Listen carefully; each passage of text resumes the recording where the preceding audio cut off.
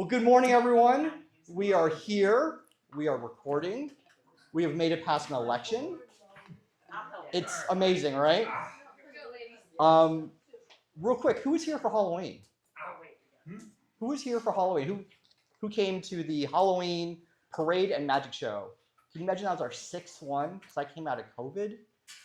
What amazing things have come from COVID? Also terrible things as well, but an amazing thing for us. If you haven't seen the pictures on the photo album, please check those out. Some really, really good pictures of all the costumes. So Frank had an incredible costume. Frank and Kay had like the best costumes. They were circus people. Just like, yeah, I don't know, whatever. We're all in a circus anyways, right? So as always, we're recording this meeting. So if you need to go back, check it out on YouTube. For those who are not here, hi, welcome. Upcoming events. So we have our PEIA bi-monthly meeting on November 20th at 7 p.m. via Zoom. We'll send out emails. Come. Just gives you the ideas of the inner workings of how we make decisions. Then we'll be taking a break for the new year and the holidays. And then our next event will be in February for the Share the Love donut party we always have down on Brandy Rock, which is the most loved street we have here, right? And then, as always, we welcome your monetary contributions. It helps pay for a lot of things we're doing here. It pays for the subscriptions that we have to put the photos up, YouTube, things like that. So thank you for your contributions. Cash is always great. We do Zelle and Venmo and PayPal. Let's see here. So we got a jam-packed day. Hold your questions until the end if you can. Here's the quick schedule. So we got a quick word from Stephanie. We got another quicker word from Frank. And we have Jessica Feil here from the Oakland Fire Department. She'll be talking about, let me do one thing at a time here, local hazard mitigation and getting informed and home hardening from the California Climate Action Corps fellows, whoever they are. You gotta tell us all about that. And earthquakes.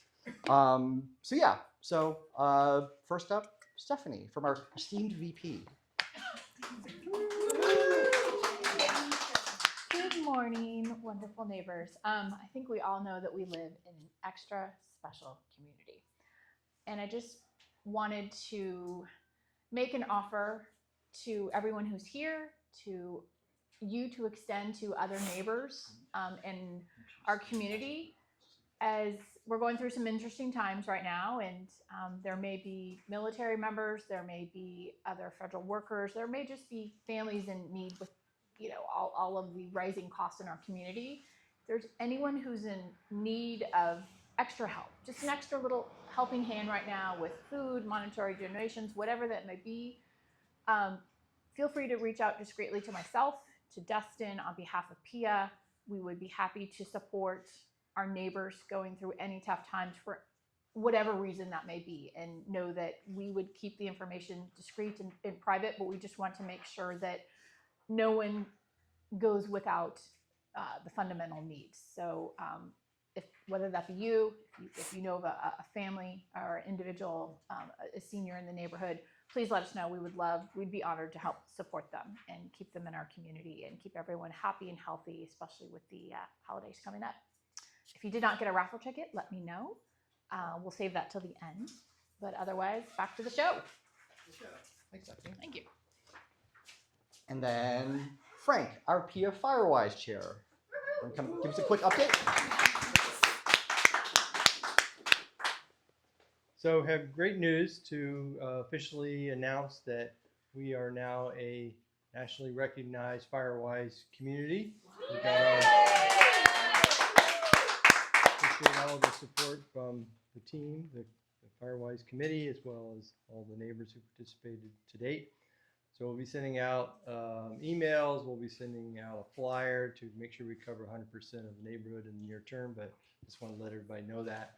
One other related note is that there's an existing Firewise community that abuts part of our neighborhood right behind where I live on Clarepoint, that goes on Skyline and the small streets coming off of it between Hanson and Park Ridge.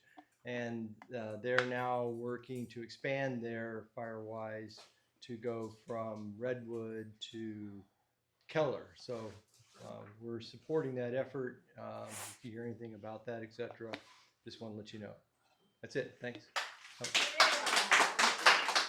Just as in relation to Firewise, will we have any kind of a document we can send to our insurance company to state that we are in a certified Firewise area? We do have a certificate that they sent us. There is a process that Joelle Frazier with Oakland Fire Safety Council has explained to me, where basically on a quarterly basis, the National Firewise organization sends the insurance industry an updated list of all the Firewise communities. Oh, awesome. Unfortunately, that only happens, was every 6 months, now it's once every quarter. So we missed the third quarter for 2025. So we might not be notified till December. Okay. But we have some documentation, and it shows up on their listing, but it may not show up on the insurance company's listing. Yes, ma'am. Frank, one question. Can you tell me the start date of when you started working on Firewise until currently the certification nationally? Approximately 6 months. We 6 started months? in March with our first committee meetings, and I understand that's pretty fast. Yeah. But we had a dedicated committee, and we really drove the process. So we met every 2 weeks for 6 months. Okay. Okay. Thank you. Real quick, Frank, just one point. Yeah. This is just the beginning. It's a 3-year process, right, guys? So even though we have this credential, this certificate, it's just the first year. We still need to do 2 more, and each year is more actions until we get the full, whatever it's called. Well, that's true. Full blessing. Yeah. It's an We still ongoing have work to process. do. Firewise, you get the designation is just the beginning, like you said. Yeah. Thank you. Thanks, Frank. That was awesome. So 2 more years to go. What's next? Jessica Feil is here. Emergency Service Manager with the Oakland Fire Department. 16 years in emergency services. 24 years. Oh, I pulled up your LinkedIn, so it's Oh. incorrect. I guess I need to update my LinkedIn, Yeah, you Dustin. do. Yeah. 6 years with Oakland. Yep, almost 6 years with Wow, you've been Oakland. with Oakland 6 years. That's amazing. Mhm. And we're so lucky to have you here. Everybody has gotten a what do you call this? This is the Emergency Financial First Aid Toolkit for you. Everyone's got one? Awesome. Okay. And it's all yours. So let's get Do I you need all- this too? Yeah. So both things? Oh, actually, here. Use this one. Okay. Yeah, that one's better. Let's go. Okay. Here we go. Awesome. That's Thank for you you. so much. Thank you. First of all, I want to say thank you so much for inviting me into your community. It's really important to be able to provide information and share it and also know what the needs are here. So thank you very much. I did have a little conversation with Chief Luby before I came. So just so you know, I've been forewarned. I do have a lot of things that I want to talk to you about today. I'm going to first, before we start going into the presentation, talk about our California Climate Action Corps Fellows. So we are fortunate enough within the city of Oakland to have 2 California Climate Action Corps Fellows embedded within the Emergency Management Services Division, which is what I am a part of. They are focusing on wildfire mitigation for their term here, and they will stay with us until August. And one of their major goals is to get those Firewise communities and also to conduct the mitigation actions, to actually go out there and do mitigation. So I definitely want to connect you with them and see how we can support you as you move forward over the next 3 years, and also support your neighboring community as they expand their Firewise community. So you guys are number 19 for Oakland, right? That's awesome. That's so fantastic. All right. So what I am going to talk about today is the local hazard mitigation plan. We are currently in the process of updating it. And fire is not the only hazard that we are concerned about, but it is one of the major ones that we look at. We'll talk about some earthquake safety, and we'll talk about evacuation planning. So that may be a topic that is on your mind. And we are publishing our draft emergency evacuation routes. They're currently live on our website. These are drafts. We want your feedback though. So we definitely want you to say, nope, you guys missed this area that we are really concerned about, or yep, you got it right on target. So as we continue to gather that community feedback, we will adjust and adapt those before we actually put them into our plan. Okay? I will get you there. Okay, So, and then we have emergency notifications. If we can't alert you, we can't warn you of what's happening. So, is everybody in this neighborhood registered for AC Alert? Or is everybody in this room registered for AC Alert? Okay, so if you are not registered for AC Alert, we want to make sure that we get you registered today or as soon as possible, so that we have the ability to reach out and tell you about things that are happening. I'll talk a little bit more about how the alert and warning system works in the city of Oakland, and then additional community steps. So additional steps for you, which I'm sure you are probably pretty familiar with. Right. So what is the local hazard mitigation plan? Why do we have one of these things? So it's to reduce the risk and increase resilience for the city of Oakland. That's really what our purpose is. And it is an action plan. Just like our wildfire mitigation plan is an action plan, this is an action plan. And there are action items in that plan that we are taking. One of the action items, it's a 5-year plan. So one of the action items we had from the 2021 to 2026 plan was to implement our wildfire mitigation plan. So action.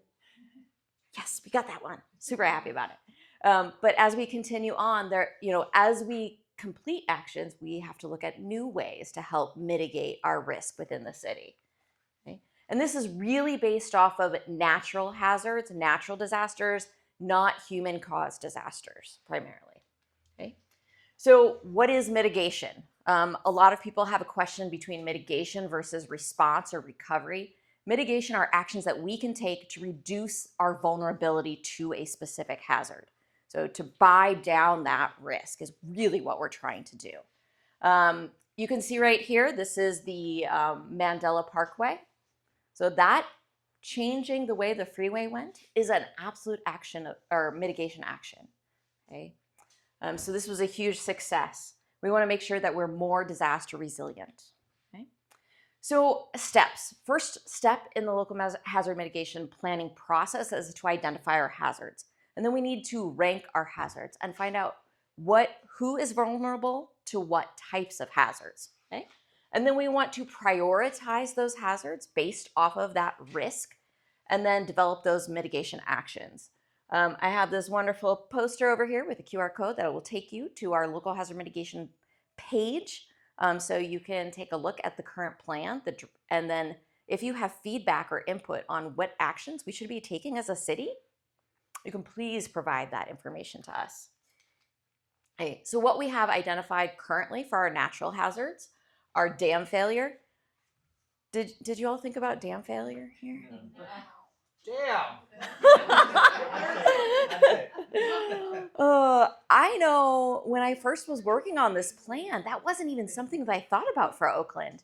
We've modeled the potential hazards, and you can see, and I'm going to show you our hazard mitigation, our hazard mapper. So I'll show you where these hazards might be, but we've modeled what potential dam failures might look like in Oakland.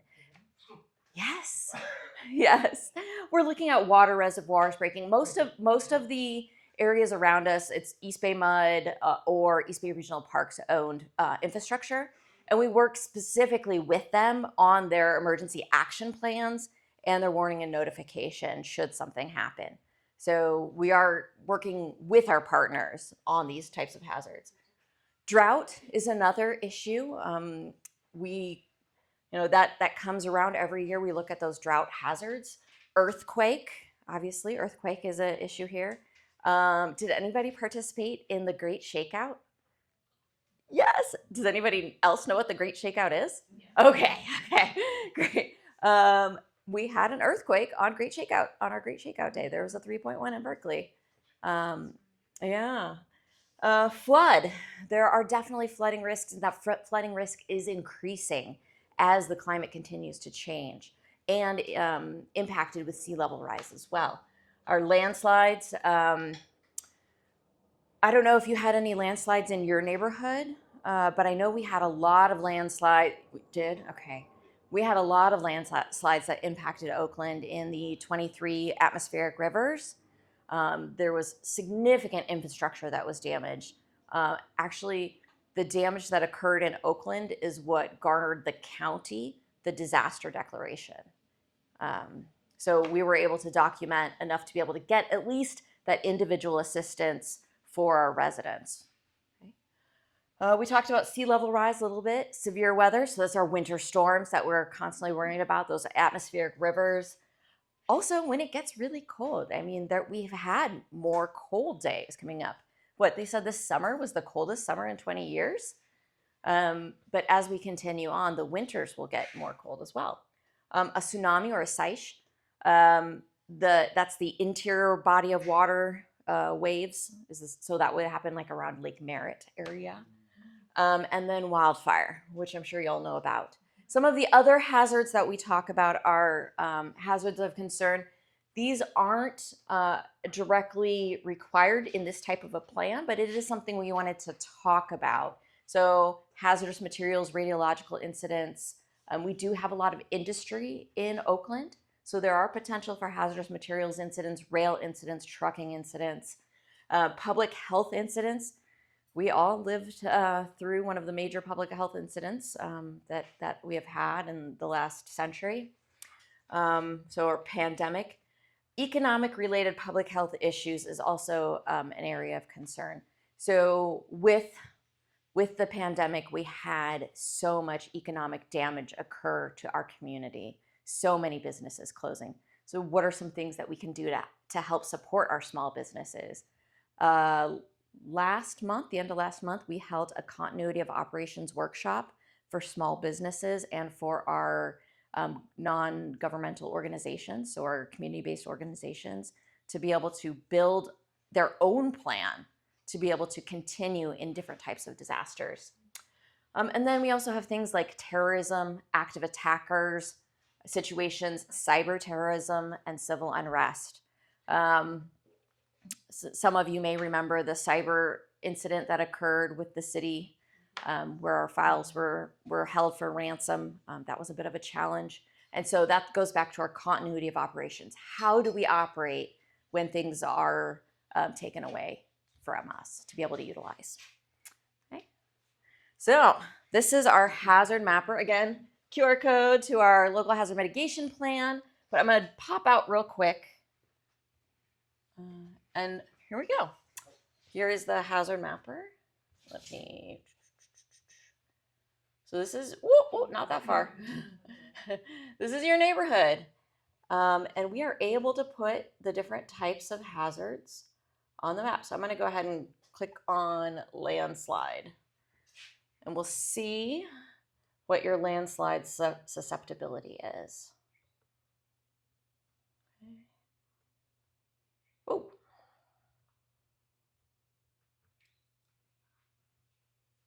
I'll just hide this so we can actually see.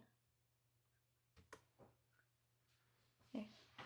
So there is definitely some significant landslide susceptibility in this area. And landslides generally just don't happen on their own. They're here. Let's do this. Right there. So this is where we are right now. And the red is bad, Red is bad. That is correct. I mean, we got to be able to read that map. You can pull the legend up on and put it over the map so you can see what the legend actually says. So very high is red for susceptibility. I'm gonna close that though so we can actually see. We can we can put on some other hazards. Let me take landslide off. Is this interactive on the site? It is absolutely interactive on the site. You can go in and type in your address and do exactly what I'm doing right now. Flooding. I don't anticipate a lot of flood issues up here. So I would be surprised. Okay. All right. Okay. So you may have more types of flooding issues here based off of drainage. That may be why you would have some flooding issues up here. I know the Public Works has an adopted drain program to get folks before these winter storms are coming to go out, make sure all the drains in their neighborhood are clear. I do that in my neighborhood because I'm like, I do not need flooding. So that is something that we can do to help mitigate something like that. Let's do wildfire. So this is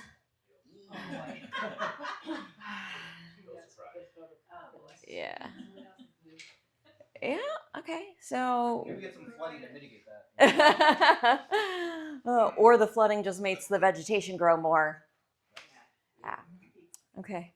So this is definitely a tool that you can go in and take a look at. You might want to look at the dam failures yourself just to see if any of them will impact your neighborhood. Most of it is in East Oakland for the dam failure challenges. Yes. Now, is this being used by the insurance companies too?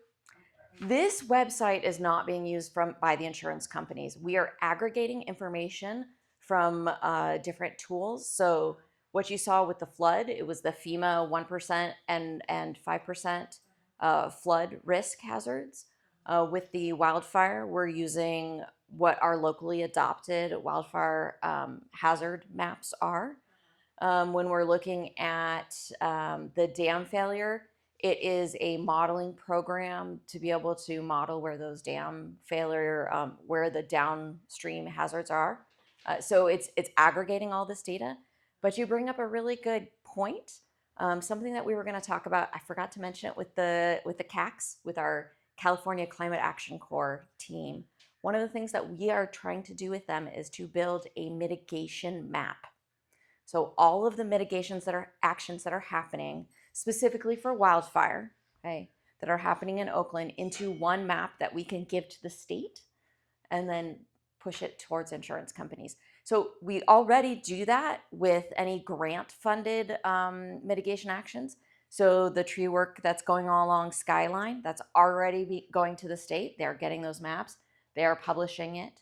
But we want to do it with mitigation actions that Firewise communities are doing, that the mitigation actions that folks are getting those PG&E grants. We want to capture that. So we want to have a holistic picture to be able to show this is what we have done to mitigate our risk. So good question. All right, let me go back to the presentation. Let me help you. Okay, thank you. Appreciate I'll it. probably do it wrong anyway, so.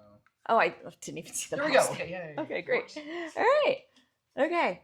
So mitigation versus preparedness, we kind of talked about what mitigation actions are. So things like planning and zoning is a mitigation action. I was talking to Dustin, and I also saw you were established in 1973. Is that 4? So The PEIA? So PEIA's been here PEIA. since 73, but the Okay. house is built 63? Okay. Right? 63?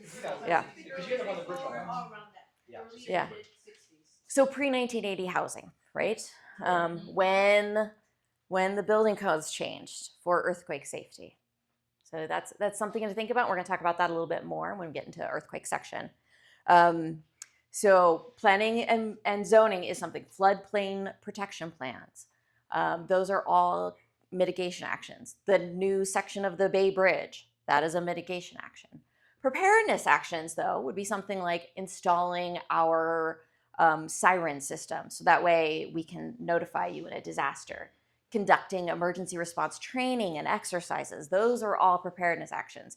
You building your own kits, making sure your family is prepared. Filling out your emergency financial first aid kit. Those are all preparedness actions. Okay, so with that, just again, a little reiteration of the difference. So we have a mitigation strategy that we have put together. And that really has based off of, we have a mitigation mission statement, and then goals and objectives, and then that action plan. So we really, again, if you want to give input onto that mitigation action plan, please go to our website. There is a survey there for you to fill out and say, this is what I need to see for mitigation from the city of Oakland. Okay. So some examples of mitigation actions that have already happened, okay, since the 1991 tunnel fire. In the first 10 years after the tunnel fire, we got that the wildfire weather monitoring system. So that red flag warnings that you all hear, That has happened since that fire. Yeah, that is a great way for us to at least explain the risk, to communicate the risk to the community, and to say, please stop doing these actions during these days. As you know, we close Joaquin Miller Park on red flag days because it's such a high risk. Okay? There have been improvements to the water system. All the hydrants now are standardized. I know. How many years? So we've got the standardized hydrants. We have a better mutual aid system.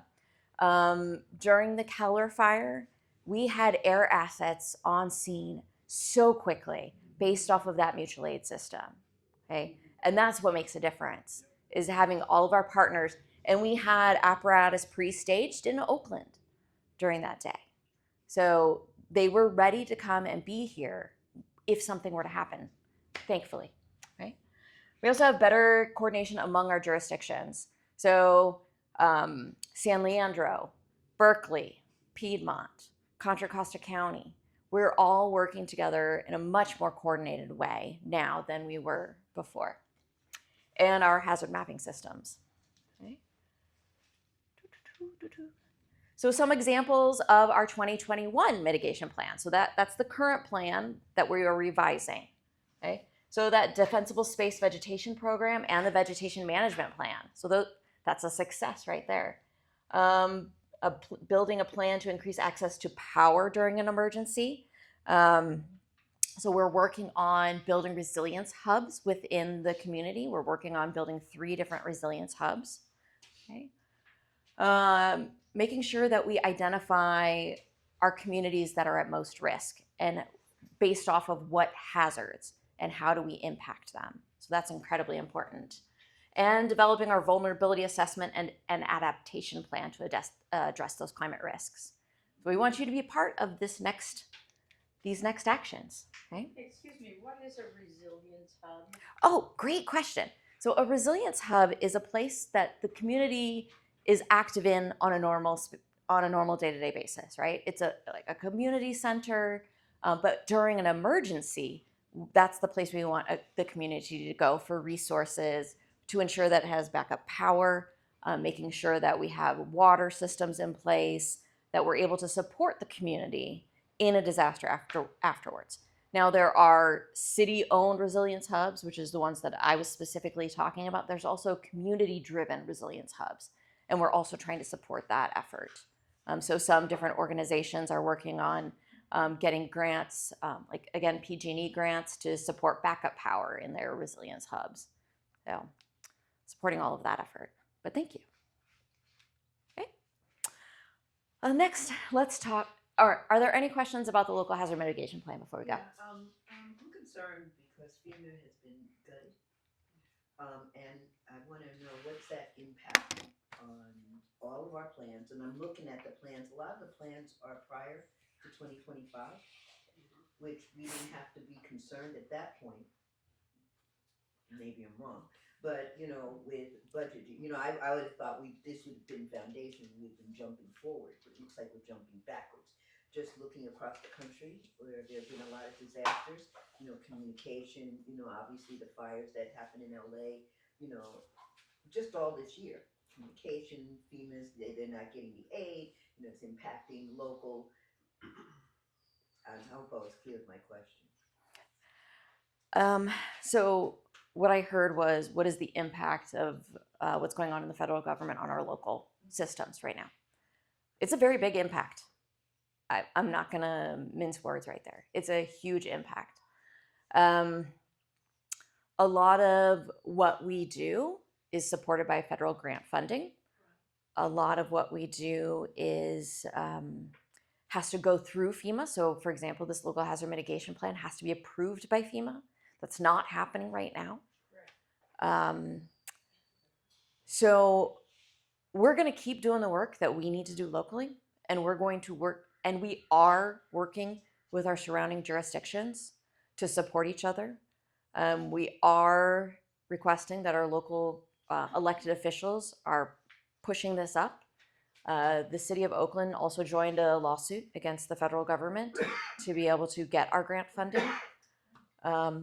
and to be able to get the grant funding without the standards and assurances that were pushed forward that we don't agree with.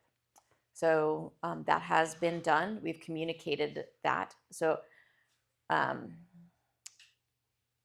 we are doing what we can with the resources we have. I think what I'm thinking here, going forward to 2026, what can we as a community do?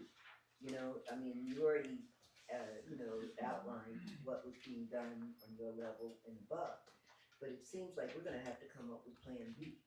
And I mean, as you're talking about 2026, Plan B to me would be, suppose FEMA's dissolved, which is part of the plan. What's our plan? So that's I where know I think you are already taking some of those actions. So being here today, being part of this community, building community so that you have these neighbors, you have this structure in place, that you know who needs what. That's incredibly important. One of the other steps that we are looking to take in 2026 is to develop community emergency communication hubs. And those emergency communication hubs are basically just a plate, like a command post in a neighborhood that everybody can come to and say, these are my needs, these are the resources that I have, and be able to share amongst the neighborhood so that you are the first responder. You are the people here taking care of your neighbors. But also with that communication hub, is anybody in here part of Gen Oak? Okay. Got it. We got a lot of Gen Oak folks. So we want to also equip those emergency communication hubs with the GRMS radios so they can call it in, and then communicating with our amateur radio team, Orca, to push that information up to the Emergency Operations Center so that we have a better picture of where the greatest needs are in a disaster. So that is one of our goals for 2026 as we move forward, to really build that grassroots. And it's gotta be community led. Yeah. I had a quick question. Never mind. Very quick question. I will be here. Oh, I know. Like I'm looking at Dustin's garage, and I know, and we know that we have a neighbor down the street who has a high tower for communications that way. Mhm. Is that part of sort of the local planning for emergency? The Gen Oak repeaters and the amateur radio operators are absolutely part of our emergency planning. Yes. Mm-hmm. Yeah, and that's another goal for 2026. We are going to start doing some inventory of all of the amateur radio assets that we have at the fire stations and upgrade them so that to ensure that they're all that they are all ready to be used in a disaster. Okay. We talked a lot about that local hazard mitigation plan. So the next steps, we have done a bunch of community training. So all of these have already been done. The Fire Safe Council, there was a presentation to the Fire Safe Council that's been completed. We have the community survey. We want your feedback. We have 2 online town halls that are coming up. They will be on our in December. They will be on our website soon to be able to register. And then we're pushing out information via neighborhood groups, social media, all communication channels. So that's any other questions about the local hazard mitigation plan? Nope. All right. Earthquake safety. We'll move to the next topic. Now, I'm going to go over the 7 steps to prepare for the 7 steps for earthquake safety based off of the Earthquake Country Alliance. There are a lot of organizations in California that come together to talk about earthquakes because we do live in earthquake country.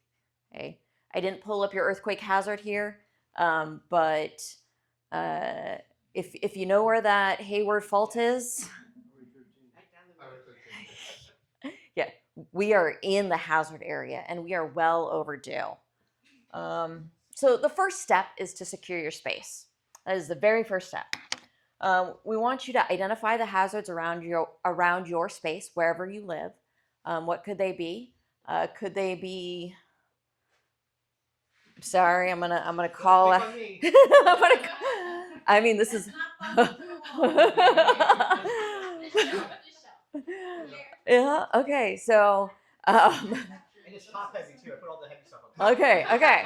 All right. Goodbye, Stephanie. Goodbye, Chris. Yeah. So we're identifying the hazards, and this could be a scavenger hunt you do with your family. You know, make it fun. Like let's go ahead and draw out and just, you know, okay, this. These are some things that we need to assess and figure out how to secure. Those movable items, especially movable items where people sit a lot, are really important to take a look at securing. 1989 Loma Prieta, 1994 Northridge earthquake. All the studies and the information that we've received from that on the damages to people, the injuries to people, are those flying objects and broken glass. If you don't want to out yourself, you don't have to. Does anybody have any glass picture frames above their bed? Okay. So, I mean, that is a huge potential hazard. And there are things we can do to mitigate. So we're going to talk about no cost and low cost and some increased cost ways to mitigate. So we'll talk about some of that. So low cost. Going with low cost first because just the way the information fit on the slides. So low cost. Securing your water heater is incredibly important. If you don't have those earthquake straps on your water heater, do it now. That's hugely important, okay? So take a look at your water heater. We discussed when this neighborhood was built because it's pre-1980. So actually, Alameda County has the highest percentage of pre-1940 construction, which is even worse, in the state. So Alameda County and one other county in SoCal have the highest percentage of pre-1940 construction, which is not going to do well in an earthquake. So that definitely needs some mitigation. But pre-1980 construction also has a lot of areas for potential improvement. So secure top-heavy furniture and appliances. Having some people have TVs on a stand. Those are going to fall over right away. There are straps that you can get to be able to secure that. Computers, TVs, small objects. We're going to talk about what is that? Earthquake putty. Okay, so you can get the earthquake putty. You can use the alien tape. I don't know. I think that's a brand, but the double-sided tape to stick stuff down just to keep it from moving around. I was gonna throw a picture up here of my husband's Masters of the Universe collection. I don't know if anybody remembers He-Man, but there is a battle going on in my house, and I'm like, this is all gonna be fodder for us to step on and hurt our feet. You need to secure this. I forgot this is being recorded. Don't tell. Okay. Latches on kitchen cabinets. You remember the child-proof latches, right? Especially the kitchen cabinets that are up high. There are newer versions that you can get that aren't as annoying as the little child-proof ones from when my kids were little. So there's newer versions to be able to just only activate in an earthquake. So that's something to think about because those dishes flying out, your kitchen is going to be a huge hazard. Okay. And preventing storage racks from overturning by securing with flexible nylon straps or bungees. Okay. So all of those things can be done pretty low cost, but you just need to do the assessment and then actually take the action. So that's the hard part, is actually taking the actions. Okay? Some no cost things you can do. Moving heavy or large items to lower shelves. So and that's good for your back too. Keep the heavy stuff down low. Move things that can fall on you in areas that you spend a lot of time. So your bed, your living room, your family room where you spend the most time. Make sure that there's nothing that's gonna fall on you in those areas that are up high. Many of us have some type of bookshelf or furniture in our living rooms. So make sure that they are attached to the wall into studs. They got to get in the studs though. So things that might take a bit more work. Okay. A little bit more cost here. Flexible gas lines so that they don't break in an earthquake. And in the Napa earthquake, the 6.0 that happened, was that 2014? There was a lot of gas lines that broke.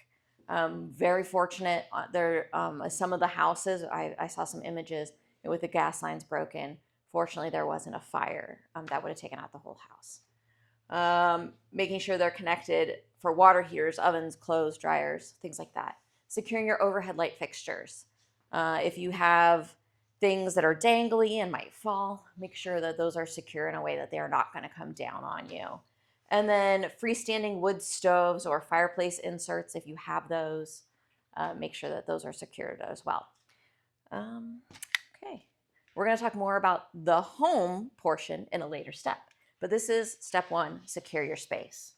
Step 2, plan to be safe. So during an earthquake, how are you going to be safe? What are you specifically going to do? Gotta walk out of my spot here. How will you respond after an earthquake? And how will you communicate and recover after an earthquake? So step 2 is to create your own plan. So some of the things that you might want to do on your plan is, I got this from the Earthquake Country Authority, but this is a little bag to secure to your bed, okay? So what do I put in this bag next to my bed? Shoes. What was that? Flashlight. Glasses if you need them, yes. A dust mask. Any medications that you're going to need right away. Yeah, so take a bag like this and secure it to your bed. You know, you can use the old shoes that you don't wear anymore. Just whatever you can do. But that way, if you are sleeping with it when an earthquake happens, you'll be able to put shoes on immediately, so we don't have that broken glass or broken objects on our feet, like damaging our feet and our hands. Some work gloves to prevent our hands from getting cut. So this is part of that plan, doing things like this. Another part of my plan is my emergency financial toolkit, right? So I'm going to plan this beforehand. So all of my emergency documents, making sure that I have them. And we'll go through that again a little bit more. Okay. And then how do I communicate after an earthquake? Does everybody have an out of area contact? Does that out of area contact know that they're the out of area contact?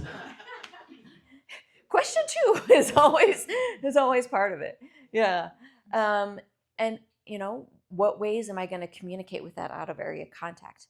Do my loved ones know that that person is who's going to be getting the messages, right? Okay. Another thing we were talking about just the other day is even if you can't get a message out, maybe you can change your voicemail to say you're okay. So that way, if somebody calls you, you might have enough bandwidth somewhere to be able to get that voicemail changed, and then they might be able to hear it. So that's something to think about too. And of course, I put stuff down. There we go. Step 3, organize your emergency supplies. So we talked about the under the bed bag, right? So make sure you get that. And then we want to have our go bags and our stay kits, okay? So our go bags, we're looking for about 3 days worth of supplies in our go bags. We want to make sure we've got to have enough for our furry friends as well. We have a plan in my house. Everything is in bins, so that's all transportable bins to just throw in, right? And that's easy for us. But I also have a lot of animals that I have to take care of, so bins are what I need, okay? If you have to go to a shelter, what are some things you're gonna want? Sleeping bags, yes. You'll want to bring some bedding if you can. A pillow, your medications for sure, your glasses, yes. Chargers, yes. If you have something like a power source, a power bank, you would want to bring that with you as well. Yeah, if you have a solar charger, that would be fantastic support, because power may be at a premium to be able to use for a while.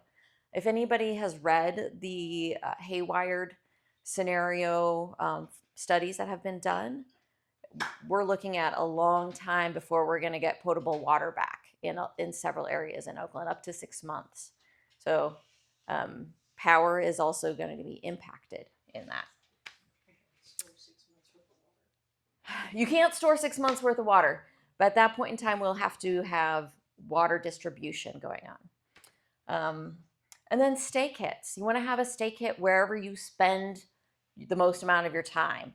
So one at home for sure, and one at work, or if there's someone somewhere else you are staying the most amount of your time during the day, if you can store a stay kit there. We did a walkthrough of all of our multi-story facilities for the city, trying to identify stay kits. We've got some work to do. So we need to make sure that our staff have more resources available to them as well. So for the stay kits at home, we want to look, 2 weeks of supplies, if you can. How much water does everybody need per day? 1 gallon of water a day per individual, including pets. Drinking. For drinking all of the things that you may need to do with it. Cooking, drinking. Is it 1 gallon including pets? Each including a pet, right? So you want to have a gallon for your pets. Yeah, I was gonna say my dog could drink a gallon. Yes, yeah, half of it gets out the mouth, And then also I was remiss to talk about the go bags, comfort items. Some of us are more attuned to stimulus than others. I know my adult girls definitely need to have headphones so they can block out the world around them. So that's something to think about. Getting some good noise canceling headphones, especially if you have to stay in a shelter, and a face mask so you can sleep, because guess what? Those night lights are never all the way off, ever. So things to think about. There we go. Next, minimize financial hardship. Okay, so you've got your EFACs right there, which is where you can start putting down all of the information about your accounts, your contact, your insurance. Knowing what bills do I have that I have to pay? What about like loans, credit, like all of these things? What happens in a disaster? Do you have all of those resources and all of the things you need to take care of in one space? Okay, so something to think about. Additionally, I'm talking about documentation first. Sorry. So let's talk about the building, the facility itself. So your home, where you live. Does anybody have any crawl spaces under their homes? Oh, okay. We got a lot of crawl spaces. That is one of the things that is a prime target for the California Brace and Bolt program. Have you heard of that? All right. Yes. Have you already secured your crawl space? Oh, fantastic. Okay. So that Bolt and Brace program, they say California, it takes an average of $5,100 to do earthquake mitigation on homes. The Bay Area is a little bit more expensive. But average is $5,100. There is a grant program, though, that you can get up to $3,000 if you haven't already done that mitigation action. Is it still ongoing? It closed on October 16th. It will be open again, but right now it's closed for applications. But you can go into the website, put in your information, and they will email you when it opens back up again. Okay. So it is an annual program. Yeah. So that is definitely something that you can do to help mitigate. If you have these, what they're called cripple walls under your crawl space, the bracing and bolting using plywood and the 2-inch plate bolts underneath. So that is. Most of us don't have cripple walls. Okay. The foundation sits, the floor sits right on the foundation. Okay. So they need to be strapped instead of bolted. Okay. Can't get to them. That's a little bit more challenging. Yeah. Okay. Also, soft stories. So having a living space above a large open void like this garage is a potential, and that may need to be reinforced as well. And they have ways to reinforce the posts on the garage to be able to increase the ability of the soft story from collapsing in an earthquake. Because what will happen is torsion, so the building will rotate, and then this will collapse. So that's another thing to look at. If I know newer construction, they have braces in the slab, so they have tension rods in the slabs already built in. But that is another thing that may need to happen, is to have the concrete pulled out and tension rods put in the slabs. So that's where we get to the more expensive mitigation efforts as we go through. Also, if you have unreinforced masonry, they have a product that can be put, some kind of polymer product that can be put around the unreinforced masonry, and it basically cures over top of, and it strengthens that masonry and allows a little bit of flexibility. So there are options that can happen. Chimneys. Chimneys are something that you should make sure that they are secured on and reinforced, because they will fall off. Okay, so taking something to take a look at. Okay, and earthquake insurance. I know some of us have looked at earthquake insurance and looked at the deductible in your earthquake insurance and said, this is not something I can do, a $25,000, a $50,000 deductible. But it is something to consider, especially where we live. It's not a matter of if, it's a matter of when the next large earthquake happens. So what is your risk? What is your personal risk that we need to think about?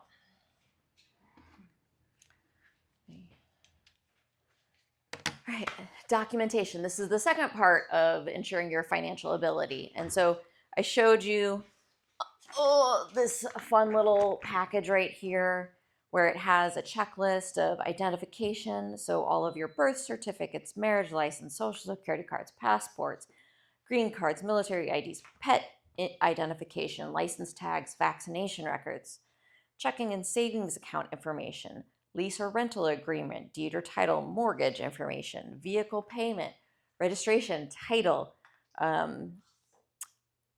your insurance information, photos of your belongings.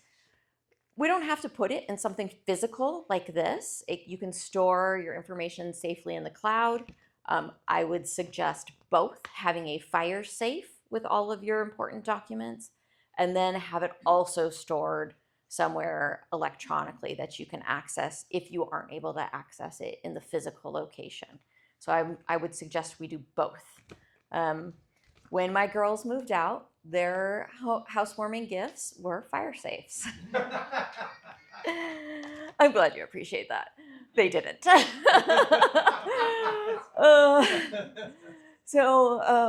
But when they got cars, their car kit presents were emergency kits for their cars.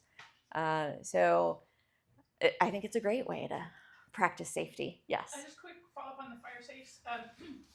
We have one, and people have told me that they wouldn't withstand a big fire. What's your opinion on that? Yeah. So my fire safe is one that is the size that I could take it out and take it with me. So if I evacuate, I'm gonna take it with me. Mm-hmm. Yeah. Any other questions as we're moving forward? Okay. Yeah. Now more than ever, it's really important to ensure that you have all of your important documentation together and in a way that you can access it.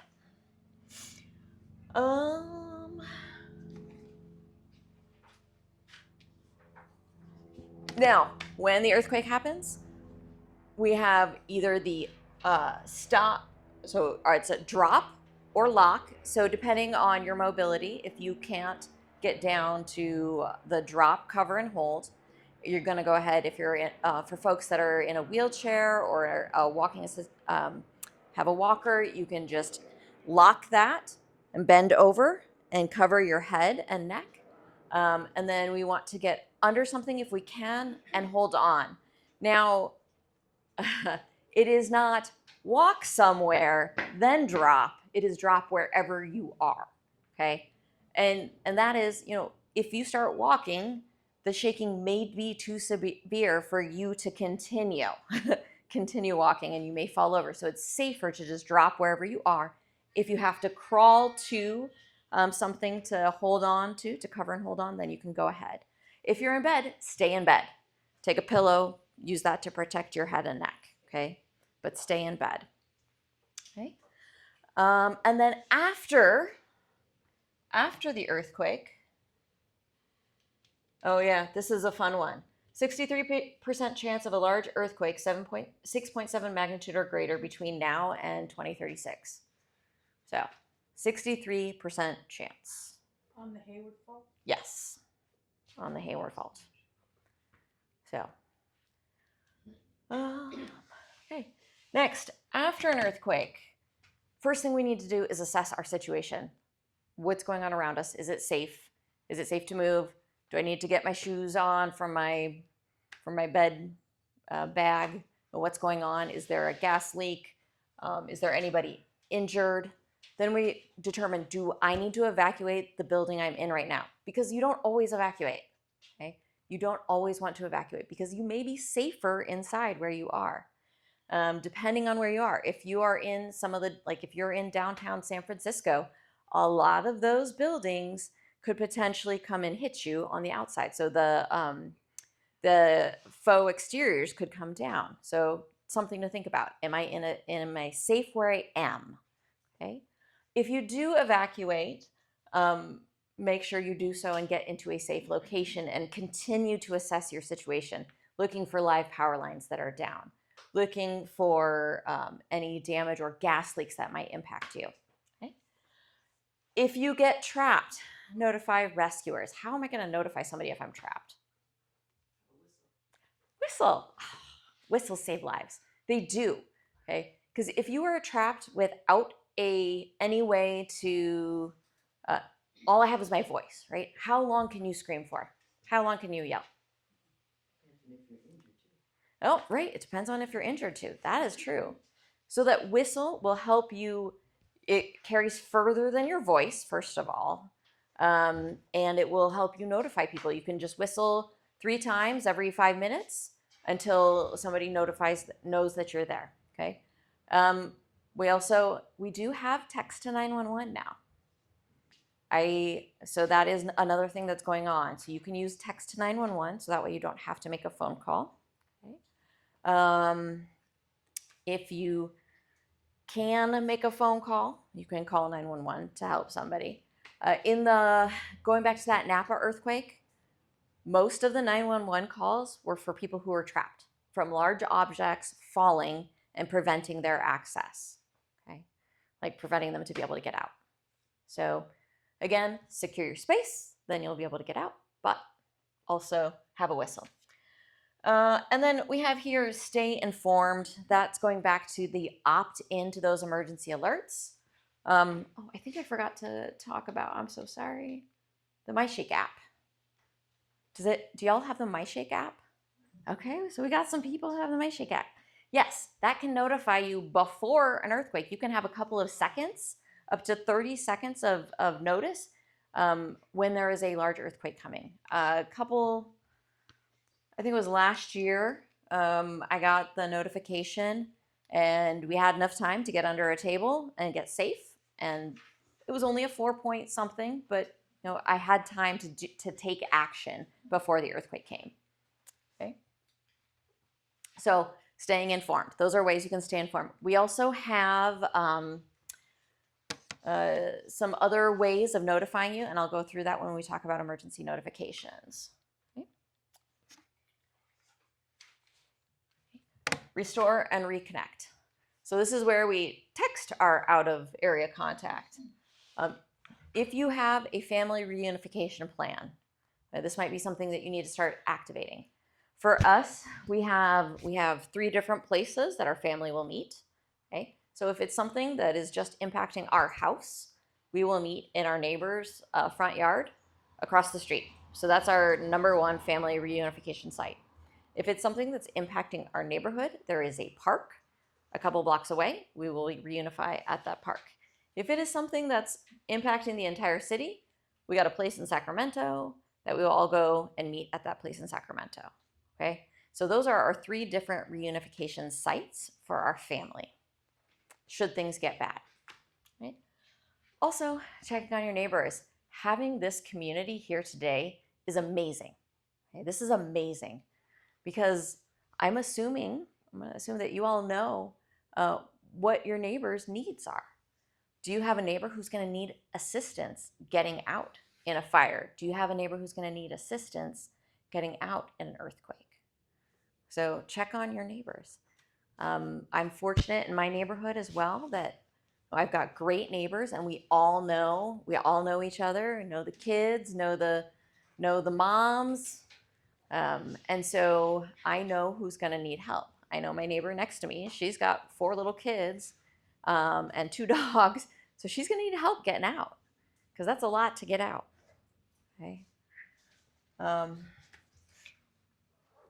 Document the damage. If you are safe, let's say that first. If you're safe, take a video of all the damage right away so you have that information with you.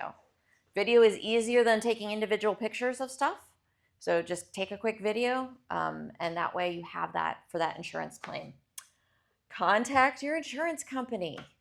Let them know right away what's going on. And then if you evacuate, we talked about taking your go bag, food and water, blankets, pillows, sleeping information, and comfort items. So those are all of the things you want to do to start off with. Depending on the amount of damage, if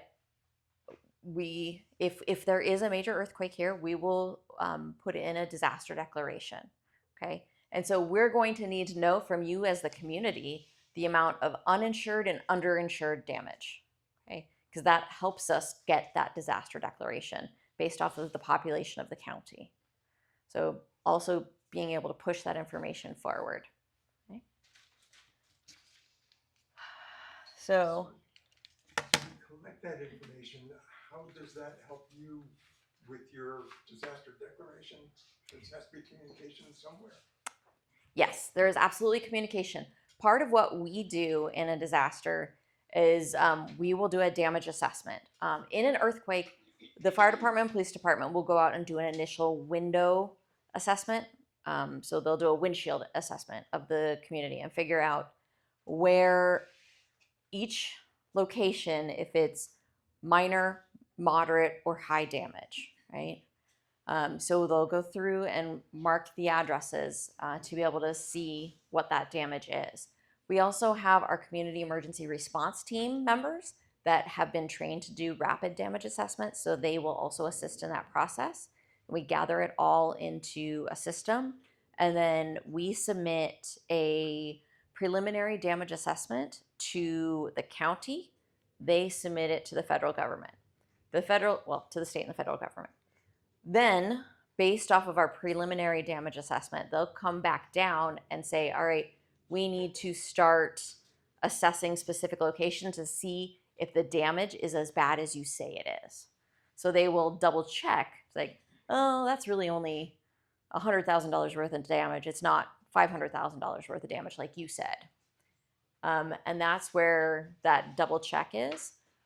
Once we have that information, we will, so once FEMA has come back and and we've had that double check, then they'll either grant an individual assistance disaster declaration, a public assistance disaster declaration, or both. So The underinsured or uninsured stuff comes in during that phase? yes, yeah, it'll come in during that phase.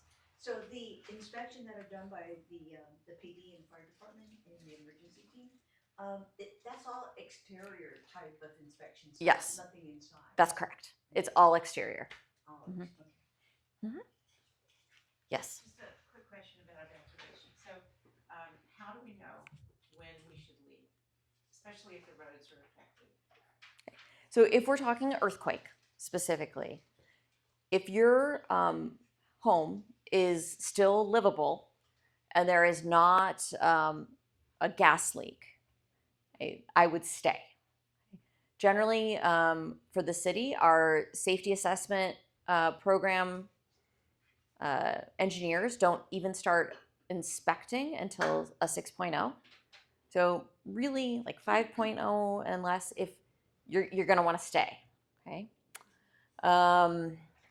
But if there is a gas leak, okay, then you definitely want to shut it off and go. So, do you all know how to shut off your gas? Yeah. Okay. I see some yeses. All right. Yes. Does the fire department or who would be? I would guess the fire department or PG&E would be coordinated with this. If you have a certain number of people with gas leaks, others not, will they do an area-wide main line shut off? Because people who have standby generators like me need that to continue electricity, whereas if I don't have any gas leaks and I haven't turned it off, I could lose electricity that way too. You could. It would be dependent on the widespread amount of gas leaks. So if it was a very widespread gas leak, then they would probably turn off, and that will be based off of the information that we're getting. Like this house has a gas leak, this house has a gas leak, this house has a gas leak, and also their flow, like what they're reading on their flow system. So that'll all. It's not just going to be arbitrary. We're shutting the gas off. It will be based off of all the information that comes in. I'm just curious, which agency actually does the tagging? Because I remember in San Francisco, there were homes that were red tagged and they couldn't get into the house at all. Who's responsible for that? Planning and building is responsible. Their safety assessment team is responsible. Planning and building. Okay. Mm-hmm. One more question about the gas.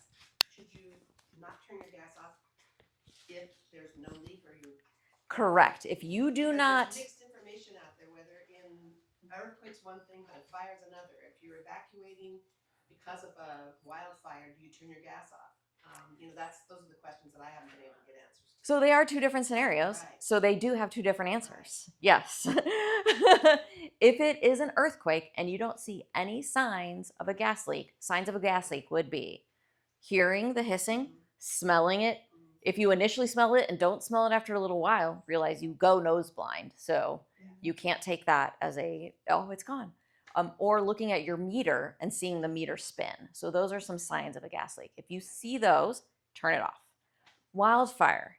If you have time to turn off your gas for evacuation for a wildfire, go ahead and do so. But understand that it is going to have to be turned back on by PG&E or a professional. Mm-hmm. So, two different situations, two different answers. Yes. In the case, I think about this when we had the leak, months ago, when there is an evacuation, is there a way to signal to the fire department, to the public safety people, that this house is clear? There's nobody left inside this house. Is there a signal? So I have handed out before, and I have more to give, a yellow "I've evacuated" tag. Oh. So I can start sending some out. Yeah, I mean, like it's an actual door tag. You could print something out, probably put it in your window if you wanted to do yourself. I'm sure you have more answers, but I have ready-made things that I can help distribute. Thank you. Yeah. That just makes sense. Yeah. Go into on a street. Oh, this street is clear. We can move on to someplace where there's people who are in trouble. So, on a policy basis, there has not been an adopted policy for the city of Oakland on that, on using the tags. Many jurisdictions do have that as a policy. Part of the challenge on that for us as city is people may decide to stay and put the tag up. So you don't bother me. Just those are the things we think about. but yes, as a neighborhood, if that's what you want to do, I would say please move forward. But in a windstorm, it may just blow off. So Mm-hmm. maybe something taped to the inside of a window could actually. But if you're in a window facing the Yeah. street. Mhm. Yeah. Yep. Okay. great questions. Anything else on earthquakes before we move to evacuations? A lot of our homes in the neighborhood, I don't know if you guys have noticed, we have inertia shutoff valves. You can add them, but they've been added by previous owners. So you may have bought a house with a small red box on your incoming gas line. They're very sensitive. If you bump them, they trip. There's a small screwdriver that you need to reset it. So if we ever have an earthquake, 3 or 4 in that range, and you don't have gas for whatever reason, you can call me and I'm happy to come by and check and see if you have an inertia valve and it was tripped by the earthquake. So just be aware that a lot of the homes in our neighborhood have those installed. And I think that's part of your homework is to check to see if you already have that installed. You didn't know you were going to get Just homework. call me. I'm gonna need to show you. Okay, I'll tell you, Mary. Anybody needs help, just reach out to me via email or whatever. Just reach out to me. Take a picture and send it, and Okay. you know what to look. I can put it on a resources page on the Oh. website, so you know what to look for. That's fantastic. Okay. All right. Okay. Any other questions about earthquakes? Yes. Yeah, I'm just a little curious, you know how we have here, if you take the go bag, the food and water, okay, that's a lot of stuff, okay? So, what you're saying, you get in your car and you go, okay? Well, let's say that, I can just see the whole neighborhood, everybody puts it in a car and then all of a sudden we've got a jam in the street. So, is there some way for the community, can someone organize some kind of coordinate evacuation? I don't know. What are you talking about? That was what we did over the summer, right, Dustin, the walk we did? Oh, so Yeah. we're not getting in cars, we're gonna walk? Is that what you're No. If the roads are. So, Mary, good point. One of the things Dustin did with his go bag, it's a backpack. Right. So if you have to leave on foot because the roads are jammed or damaged, having a backpack makes it a little easier than trying to grab a couple duffel bags. So that's one of the things Dustin did is he put it all in a backpack. You can just and go. So I'm looking at the weight of the, I'm small, well, I'm so sorry. you got to make what works for you. Everyone's going to be a little bit different, right? Yeah, well, no, what I'm bringing it up to this is that maybe you can have all that, but at the same time have a portable, what do you call those, because I have one, like a hand, not a hand truck, you know. Go for A it. little cart? Yeah, maybe Yeah. put that as an item so that people like me can load it up instead of. And just pull that or push it? The thing to keep in mind, right, is that where you may have to go may not be cart accessible, right? So if the roads are a little beat up or you have to walk a trail, that cart ain't gonna help you. You're just dragging then like a giant brick. So just be conscientious of that there's pros and cons to it, right? Okay. So I think if you ever have out of a backpack, so just for me, I bought a giant backpack because I figured I'm gonna be carrying somebody else's stuff at the same time. But just be conscious of like. Okay, because I'm looking at, you know, if you got some people that are, I hate to say it, elderly people, you know, that are kind of on the small side. So on the website are 2 lists of go bags, right? One is to carry on your back. It's a light one for like 24 hours, okay? And the other one is to put in your car. If you cannot leave because Skyline is clogged, So that thing is a clock, you know. then you use the small one. It's, that I can help you so that its weight is okay. The big weight is water, and you have to have So water. that's the thing I'm looking at, the water, it's gonna be quite heavy. But I can help you.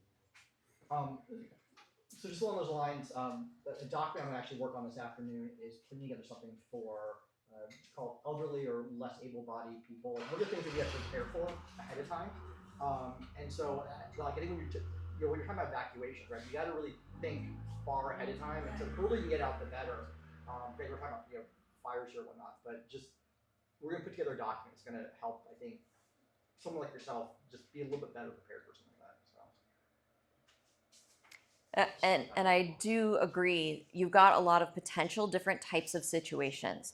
So you have the situation where you might be able to evacuate via car, and you have the situation where you might have to evacuate via foot, depending on the conditions of the roadways. So it is important to think about that ahead of time. So going back to our step 1 is preparing yourself, or step 1 was just securing your space. Step 2 is making your plan. So preparing your plan on how you can get out based off of these different type of situations. So that's incredibly important. I lost my train of thought. So we're going to talk about evacuations next. So thank you for leading us into our next conversation. Evacuation planning. So we do have some different terminology for evacuations that were adopted in 2020 for the state of California. We have different types of evacuations. So we have planned evacuations, or we have no notice evacuations. Under the California State Office of Emergency Services, the three different things that we talk about for evacuations are evacuation orders, evacuation warnings, and shelter in place. So an evacuation order specifically means there is an imminent threat to your life and health and that you need to go now. An evacuation warning means that there is a potential threat to your life. And my suggestion is if you need more time to evacuate, an evacuation warning is going to be your time to start going. Okay, so evacuation order, go now.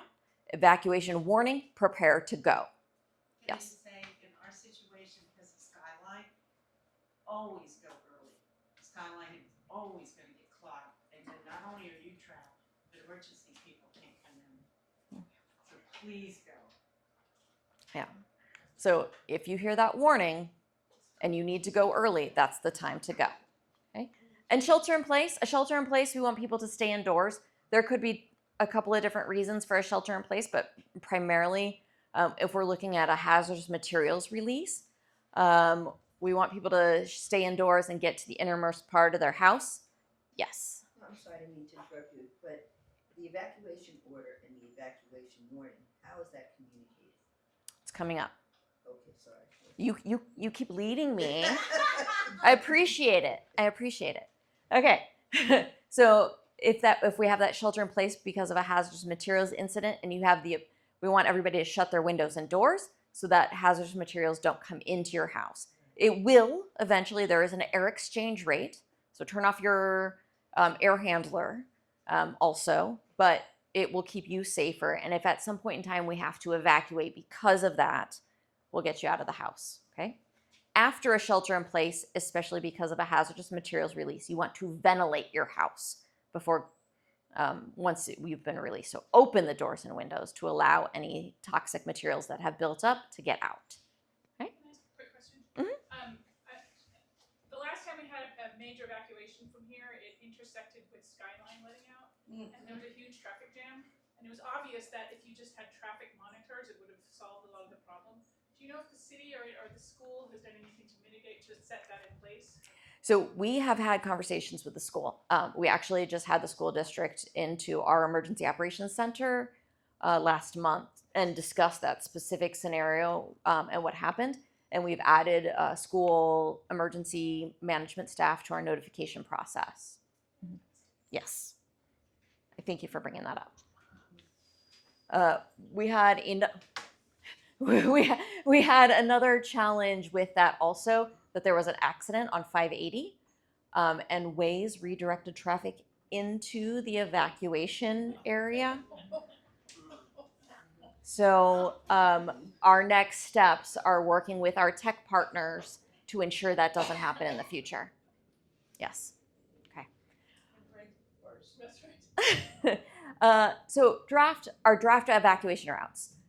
These are available, and I've got the link to it on the last page here of our website.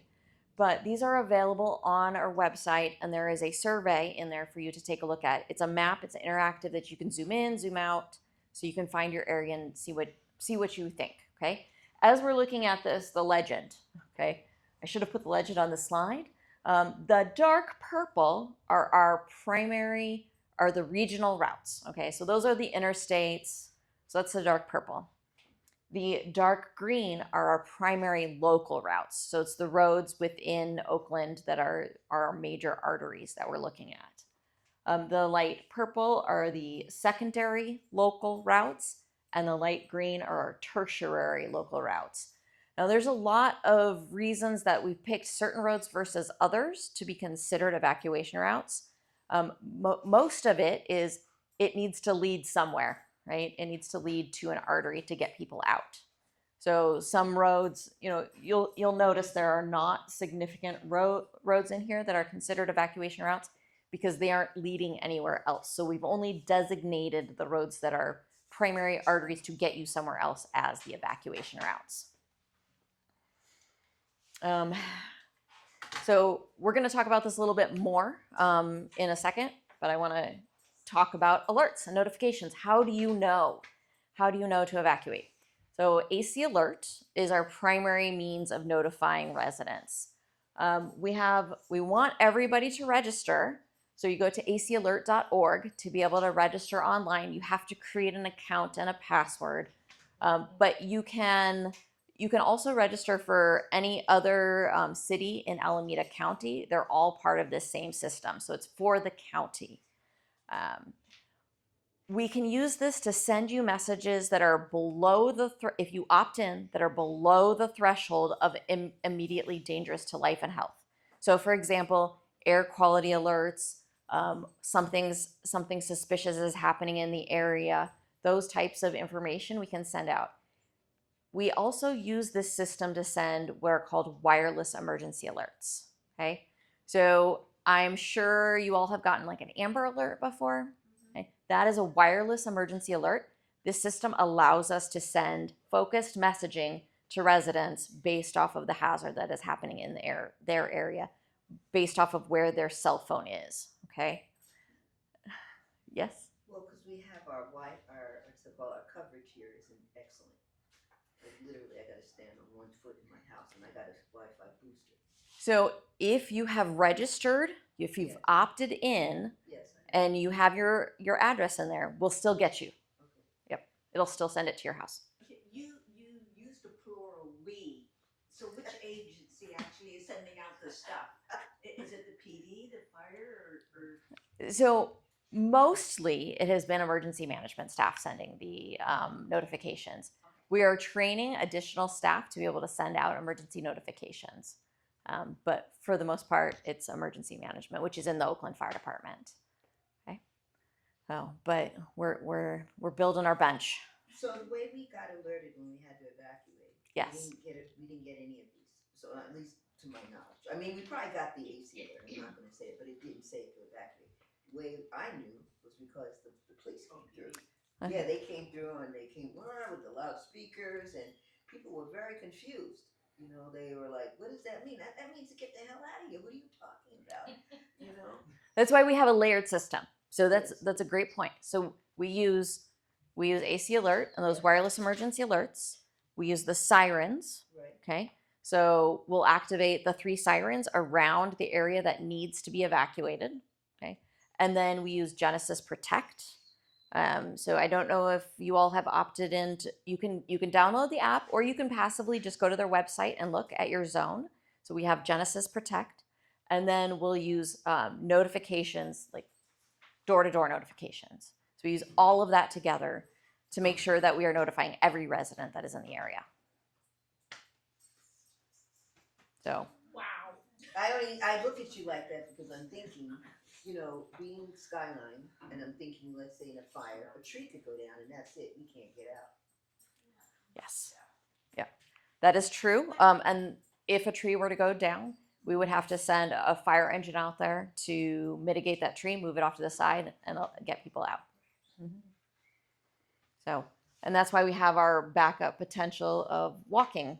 Along with Genesis Protect, so at the bottom of every page email is our Genesis Protect numbers, which are 154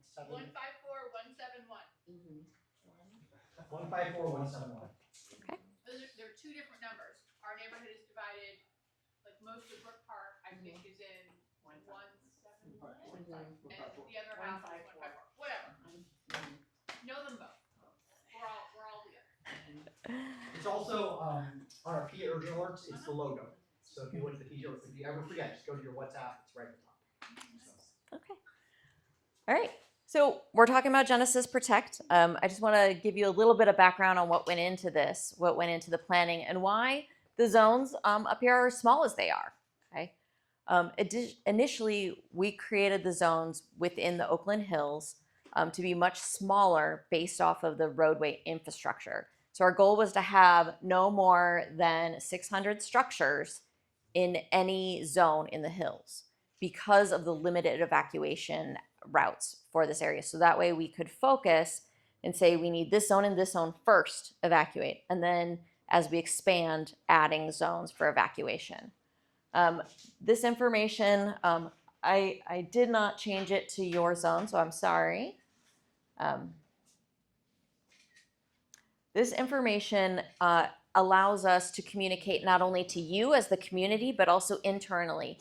We have pre-planned information within the system to let our teams know where do we need to set up traffic control points, what critical facilities are in here that might need assistance evacuating. So if there is an elementary school or a high school, that information is all within the system, as well as what are our sirens that we're going to activate for this zone. So that's all pre-planned within the system to help us notify you and get you out to safety. So other sources of alerts. How are some other ways we can let you know what's going on? A NOAA weather radio. I would highly recommend, knowing the fact that there is limited cell service in this area, that you get a NOAA weather radio, because and get the kind that will go off automatically with alerts, okay? Because that is another way we can get you information if other sources are down, if the cell network is down, if televisions are down, if the power is out. That is another way for us to be able to get you information. You can also, if power's still on, local TV and radio, when we send those emergency alerts, it will also go through some of our local radio stations like KCBS 740, FM 106.9, and KQED 88.5. So those are additional sources of information. And then also trusted social media and apps will push information via our CA, Oakland Fire CA is our tag. So that's the primary one that we will use to send emergency alert information to you, okay?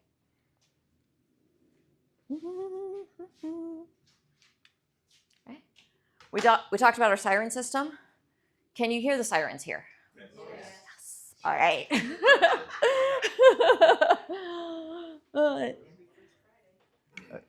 Should be the Wednesday. Okay. First Fridays is another thing. Okay, so we test them the first Wednesday at noon every month. They make 3 different sounds. Did you know that? No. Oh, they make 3 different sounds. And the different sounds change based off of what we're asking you to do, or what the hazard is, okay? You should never hear the tsunami tone up here. It is not something that's going to reach you. You can check the hazard map, I promise. What's the sound? I'm just curious. Okay, so we have is it still embedded in this? Wait, do you think? Yeah. Maybe. I don't know. Let's see here. Try it. Oh, okay. Check So that let's out. look at that.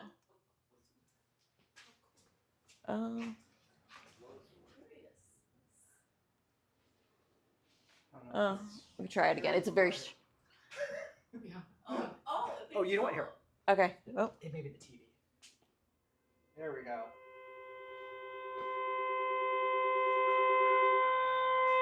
Boy, that's annoying. Which one is that? so this should be the shelter in place tone. What's the next one? Okay.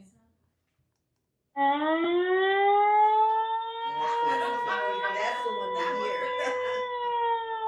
So that's a slow whale, which is tsunami. That's the one we hear. Yep.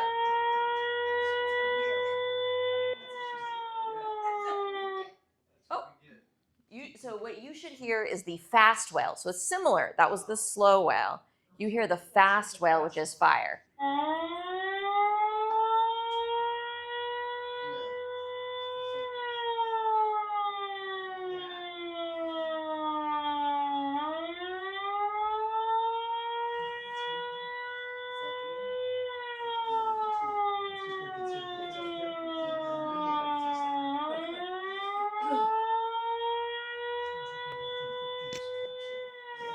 We'll just sit here and hang out Yeah. while this thing goes.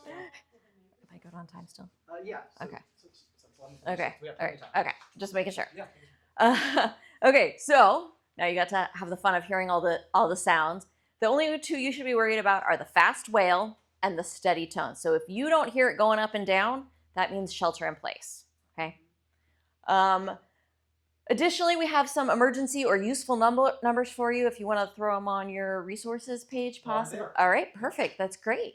So we've got the direct contact line to the fire department. So if you're having a medical emergency, you can go to, or a fire, you can call fire direct versus having to go through OPD and being transferred to fire. And then we have all of the police department emergency lines. So calling 911 gets you the same response is if you call the 9-digit number. So it's the same, just, or is that 10-digit number? Additionally, 311. Okay, so we got those down trees, and it's not an emergency. 311 is a great resource. And we have 211. Are you all familiar with 211? So 211 has other types of resources available for folks. Food assistance, housing assistance, yeah, all sorts of services for folks. So 211 is another resource for you to be able to get more information to help folks. Another one, do we have macro on here? Oh, macro, okay. So we have the number for macro as well, which is the 51044 macro, if you just want to think of it that way. So What does it do? So the macro team is a crisis intervention specialist and an emergency medical technician paired up together. And so if there is somebody who is having a mental health crisis, that's the team to call versus OPD, okay? As long as it's nonviolent, right? So that is our team to call, okay? So lots of useful resources for you. And then, so what should you do for evacuation routes? First of all, you all know your neighborhood the best. You know where those choke points are. You know when the school gets out. So practice getting out of your neighborhood in different ways, okay? I know I drive out every day that I'm going to work, I drive the same way. I need to practice other ways, right? I need to go left versus right when I'm getting out of my street. And just to have that muscle memory so that in an emergency, I don't have to think, and I don't have to hesitate. I have that ability to go different ways, because in a disaster, it may be better for you to take that left versus that right, okay? So make sure you're practicing multiple ways out of your neighborhood. Do a practice evacuation drill, getting your stuff, taking your go bag, just so you understand what it all takes for you.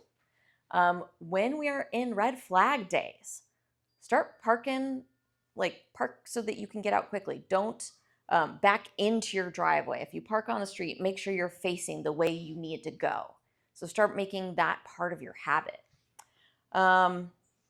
Hardening your home, so taking actions to harden your home, as well as thinking about if you do have access and functional needs, or if any of your neighbors have access and functional needs, how can we work together? Okay, I'm gonna ask a question. How many people will take more than one car to evacuate? Why are we laughing? You know the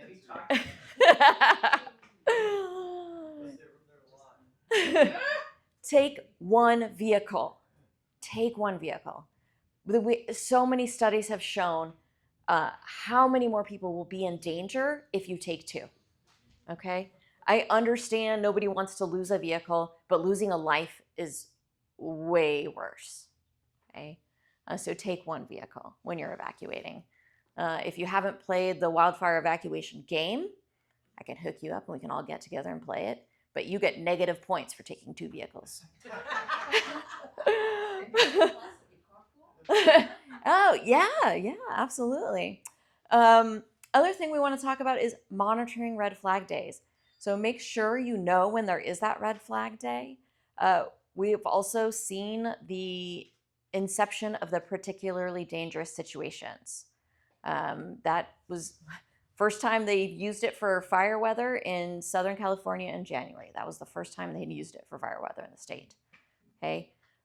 So we are working with our local jurisdictions, with Berkeley, with San Leandro, on kind of a unified response to particularly dangerous situations. Some of the things that might happen And if you as residents want to see it happen, I know this might be controversial, but no parking on certain sides of the street if it's an evacuation route on a particularly dangerous situation day or a red flag day. Okay? That's kind of where we're going with these evacuation routes, is what types of mitigation can we do to ensure that people can get out and first responders can get in.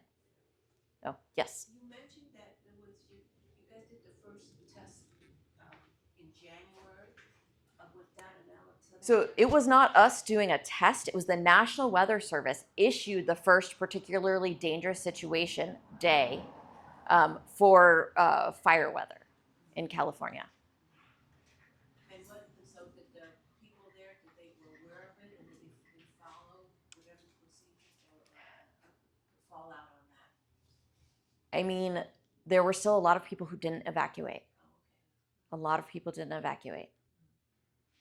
And with 100-mile-per-hour winds, there's nothing you can do to fight that fire.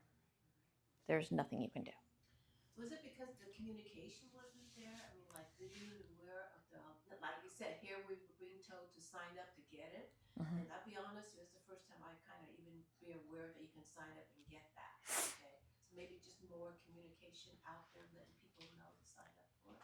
And we are starting a sign-up campaign in January for AC Alert, like a focused push. We do it everywhere we go. We try to get people to sign up, but we're going to do a focused push in January, billboards and all the things.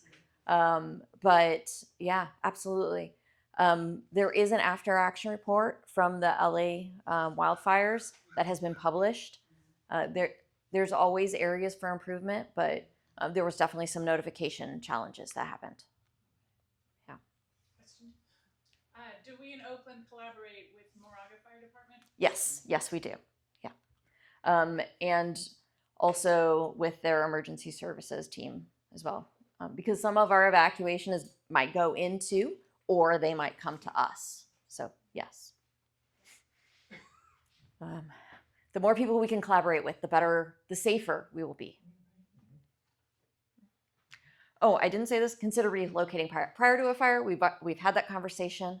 But if there is a particularly dangerous situation day called up here, I would definitely consider relocating if you can. So if that term is used up here, I would definitely consider relocating. But in a red flag, that might be something you want to think about if you can, so you don't have to worry about evacuating. Okay? So what should you do? Some other things.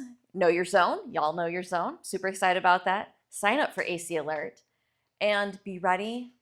When the message comes, get set, and when you're told to evacuate, go. So it is not a matter of if, but when the next large wildfire happens here in California, and we need to be prepared. So there's some other things you can do. Emergency preparedness training that we have available. So we have our community emergency response team training. Some of you may remember the core program. This is part of the core program now. We have personal emergency preparedness training, which is a more general overall. It's a lot of the topics I covered today, though, but it's more generalized training. And then we do offer emergency respite center training, which is basically shelter operations for community members who want to volunteer to help work in shelters when we do have to stand them up. So that's part of what we do as a community. Okay. And then there's some of our community members in action, in training. Okay. And then the last thing, this is where our evacuation hub is located. So you can get to it through our website where it's talking about evacuations, but it is evacuation-oakgis.hub.arcgis.com. Again, you can also just find this, it's linked on our website in the evacuation notification page. And we want feedback on these draft routes before we publish them. Well, thank you. Thank you all for your time. Any more questions? We got them all out? Okay, so what Yeah, you Mary. said, so that route that you just, that's just a draft, so it's still work in progress. Yes. Nothing official. Nothing is official yet. We are waiting for community feedback before we finalize them. Okay, so that survey will help you guys. put Yes. together, okay. Yes. Do you guys have a timeline of when that route is supposed to be? I would like to have it published before May. So that way we have time to communicate. Issue that I've had since I moved up here, if we have to evacuate down toward Keller, Skyline goes from 4 lanes to just 2, and there's a right of way that's been blocked off for a walking path in that area, and the park is like 100 feet away with lots of trails for walking. Where can we communicate to the city that that really needs to be accessible to vehicles who are evacuating? Because there's only 2 ways out here. It's that way and Redwood. Go to that survey. Put that information in the survey. Okay, great. Yes, please. Where is Please. that, Lar? If I you know have- where the, single lane is, but what So do you? if you, when you go down the single lane, Yeah. if you look to your right, you'll see, there's some tree stumps now that Oh, block that, it off. yeah, exactly. And it's a right of okay. way there that goes. You can I see didn't where realize that. that development is, Skyline Circle. Yes. The reason it's so far back is because they couldn't build on that right of way. And it's just there. Yeah, and they put those cut Yeah. down tree things Yeah. there, yeah. Yeah. Okay. Okay. I have a question for you. Yes. What were some of the big changes that the city of Oakland's made due to both the Keller fire and the LA fires? That's a great question. So I'm trying we, to ask good questions. yeah, no, thank you. So one of the things that came out from the LA fires is a multi-area coordination comms plan, basically. So we live in an area that obviously has multiple jurisdictions that will be impacted pretty much by anything. And so with the way that they activated in Southern California, we identified that it would be great to have a freestanding comms plan for all of our jurisdictions, all of our agencies.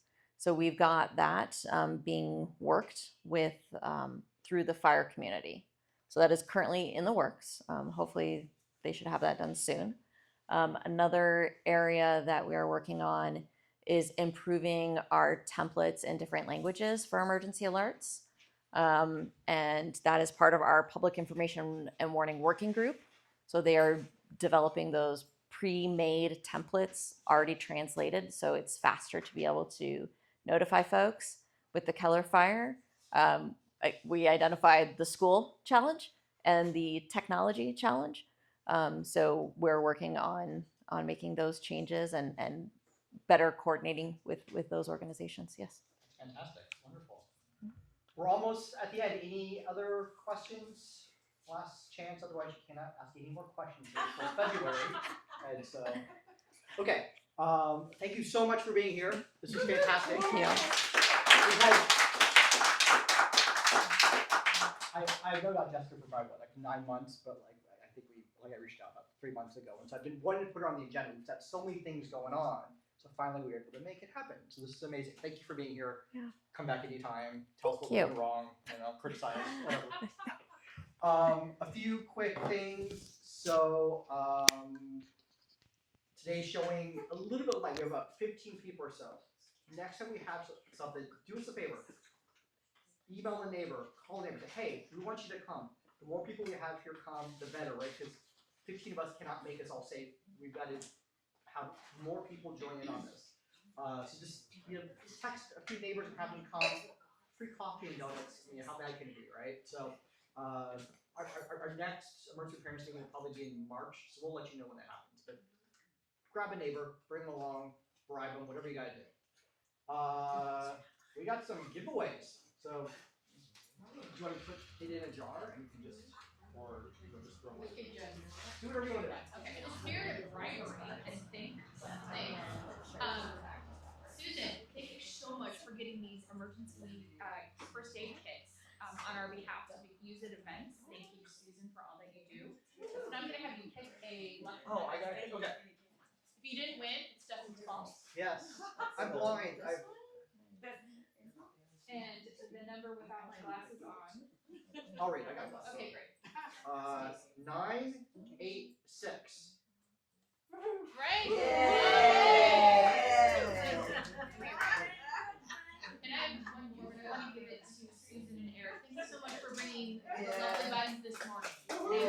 Yes.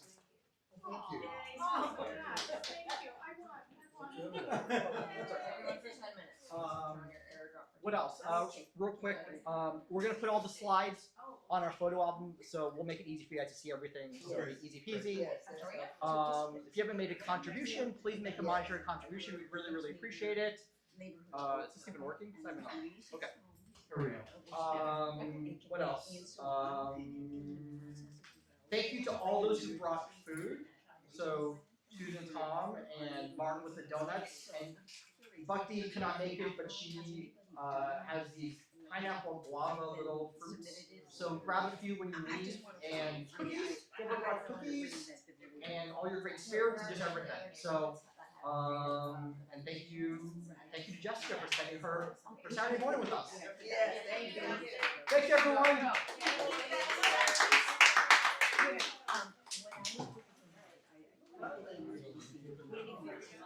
Oh, okay.